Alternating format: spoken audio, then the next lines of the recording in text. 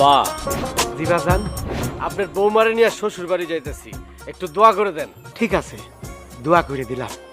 আর শোন, শ্বশুর বাড়ি গেলি পরে এই শ্বশুর শাশুড়ি খাওয়ার জন্য ডাকবিনি, আর ডাকার সাথে সাথে যে খাইতে বসবি না, তুই একটু ওয়েট দেখাবি।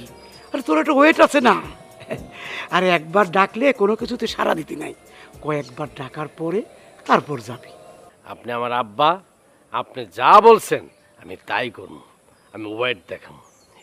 একবার আমারে ডাকলে আমি যাবই না, 2-3 বার ডাকবে তারপরে যাব।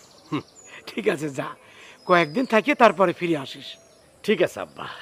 হ্যাঁ শোন, তুই তো আবার এই শ্বশুর শাশুড়ি ঠিক মতো সালাম টালাম করিস নে। শোন, শ্বশুর শাশুড়ি ঠিক মতো সালাম করবি, যাতে ওরা বুঝতে না পারে যে তুই এটা বেকুব।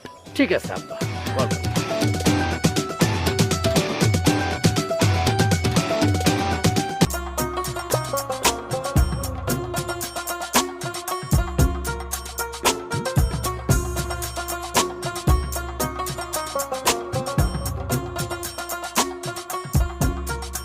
মামা যাবেন? এক ডাকে গেলে তো ওয়েট থাকবো না। চল চল চল চল চল। এই কি হইলো? খালি রিকশা পাইছি, চলো যাই। না না না, যাবো না যাবো না। এই তুমি যাবা না? হ্যাঁ, আব্বা মা কি ভাববো? আমরা তো আব্বা মারে বলছি আইতাছি আমরা।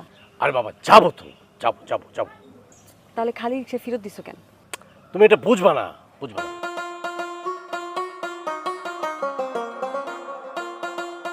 এই যাবা, ওদিকে যাবা।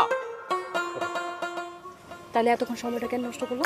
আহা, তুমি বুঝবা না, বুঝবা না, আছে ব্যাপার আছে। যাও এদিকে যাও।